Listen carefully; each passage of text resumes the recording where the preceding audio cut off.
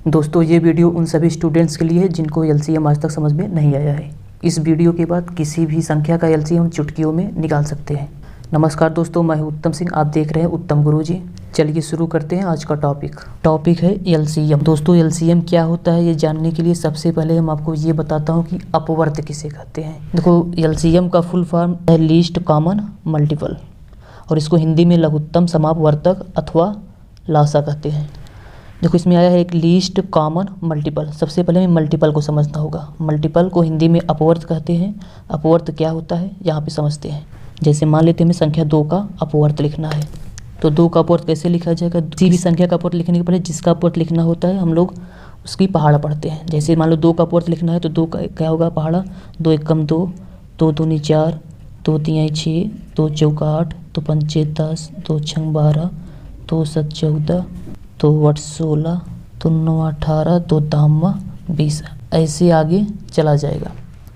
और मान लेते हैं जैसे 3 का अपवर्त लिखना हो तो 3 का पहाड़ा पढ़ेंगे तो हो जाएगा 3 का 3, 3 दूनी 6, 3 त्रिका 9, 3 चौक 12, 3 पचे 15, 3 छंग 18, 3 सत 21, 3 8 24, 3 9 27, 3 दामा 30, और आगे हम लोग ऐसे लिख सकते हैं। दोस्तों हम मान कर चलते हैं कि अपवर्त आप समझ गए होंगे। ऐसे हम किसी भी संख्या का अपवर्त लिख सकते हैं। दोस्तों ये वीडियो बड़ी ज़रूर बन सकती है, लेकिन इस वीडियो के बाद आप एलसीएम कभी भूल नहीं सकते हो। अब आप हमें ये देखकर बताइए कि 2 का अपवर्त्यों और 3 की अपवर्त्यों में समान कौन सी संख्या है। समान का मतलब कॉमन कौन है। जैसे देखो इसमें 6 है और इसमें 6 है, इसमें 12 है, इसमें भी क्या है 12, और इसमें 18 है, इसमें भी क्या है 18। ऐसी बहुत सारी संख्या हमें कॉमन मिलेंगी। जो संख्या इनमें कॉमन है हम लोग यहाँ पे लिख लेते हैं। तो होगा 2 और 3 के समान अपवर्त क्या हो जाएंगे, जो कॉमन है यहाँ पे लिख देंगे। यहाँ पे 6, 12, 18, ऐसे बहुत सारी संख्या में कॉमन मिलेंगी। तो दोस्तों अब देखो 2 और 3 के समान अपवर्त में सबसे छोटी संख्या कौन सी है। देखो जो यहाँ पे कॉमन हुआ तो हम लोग यहाँ पे लिखे थे। अब लेकिन इसमें सबसे छोटी संख्या क्या है 6 है, और यही सबसे छोटी संख्या क्या हो जाएगा इसका एलसीएम। देखो इसीलिए इसका नाम भी एलसीएम पड़ा है। देखो लीस्ट कॉमन मल्टीपल।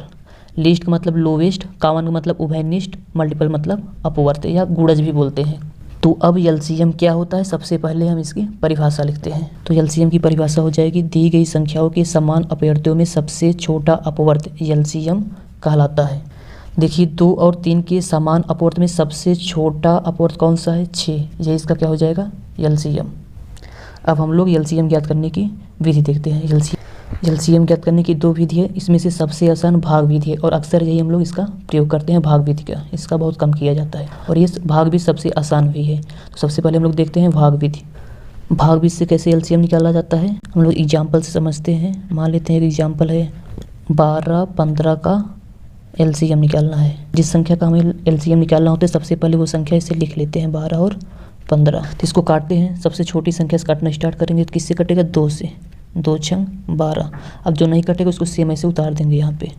फिर 6 2 से कटेगा, 2 तिहाई 6, 15 नहीं कटेगा, इसको ऐसे लिख देंगे।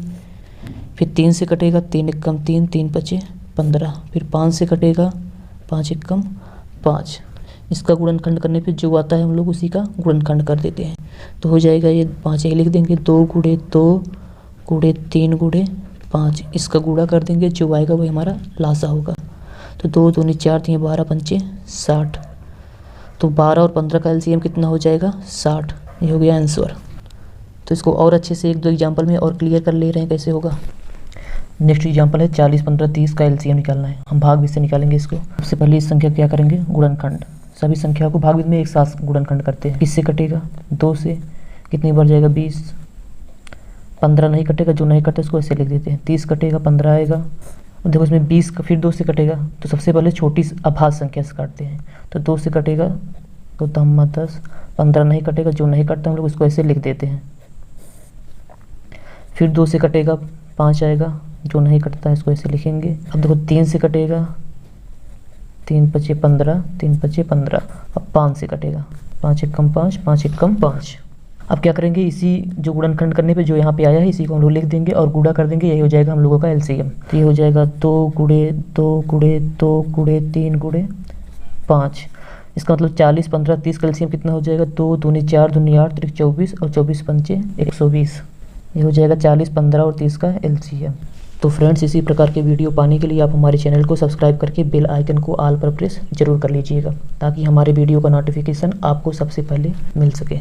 ये तो हो गया LCM निकालने का भाग विधि। आइए अब हम लोग LCM निकालने की दूसरी विधि को समझते हैं। दूसरा है गुणनखंड विधि। मान लेते हैं हमें इन्हीं संख्याओं का LCM निकालना है। किस विधि से? गुणनखंड विधि से। तो लिख देते हैं इसे 40, 15 और 30 का LCM। देखो, इस गुणनखंड विधि से जिन संख्याओं का LCM निकालना होता है उन सभी संख्याओं का सबसे पहले अलग अलग गुणनखंड करते हैं। लोग इस 40 का अलग गुणनखंड करेंगे, 15 का अलग गुणनखंड करेंगे, 30 का। तो 40 का गुणनखंड करते हैं, अलग अलग करना है हमें।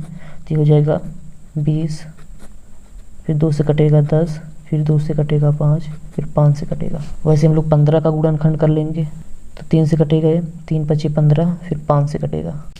वैसे 30 का गुणनखंड कर लेंगे, 2 से कटेगा 30, 15, फिर 3 से कटेगा, 3 5 15, फिर 5 से कटेगा।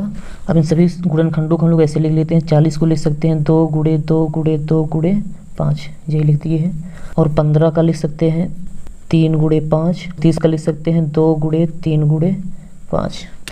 अब हम लोग इसको ऐसे भी लिख सकते हैं, इसमें 2 का गुणा कितनी बार हुआ है? 3 बार। तो इसको लिख सकते हैं 2 की पावर 3 गुणे 5 का गुणा पावर कितना? 1। 3 की पावर 1 गुणे 5 की पावर 1। 2 की पावर 1 गुणे 3 की पावर 1 गुणे 5 की पावर 1। तो गुणनखंड विधि से LCM निकालने के लिए सबसे उच्चतम पावर लेते हैं। जैसे इसमें सबसे 2 की पावर कितनी है? अधिकतम 3 है। तो यहाँ पे लिख लेंगे 2 की पावर 3 और 3 है। और 3 की पावर अधिकतम कितनी है? 1 ही है, तो लिख देंगे 3 की पावर 1। 5 की अधिकतम घात कितना है? 1 है, 5 की घात 1। इसका गुणा कर देंगे, 2 की घात 3 मतलब 2। इसको ऐसे लिख सकते हैं 2 गुणे 2 गुणे 2 गुणे 3 गुणे 5। इसका गुणा कर देंगे तो हो जाएगा 2 दूनी 4 दूनी 8 त्रिक 24, 24 पंचे 120। देखो, ये भाग विधि से था और ये गुणनखंड विधि से। बस गुणनखंड विधि में हमें ये ध्यान रखना है कि पावर अधिकतम लिखनी है। तीनों में जो पावर अधिकतम होगा उसी को लिख देंगे। तो ये हो गया गुणनखंड विधि से LCM। गुणनखंड विधि से एक एग्जाम्पल हम लोग और समझ लेते हैं। नेक्स्ट एग्जाम्पल है 50, 15 और 10। इसका हमें LCM निकालना है, वो भी गुणनखंड विधि से। तो गुणनखंड विधि से कैसे निकालते हैं? सबसे पहले जितनी संख्या दी है हम लोग इनका अलग अलग अभाज्य गुणनखंड करते हैं।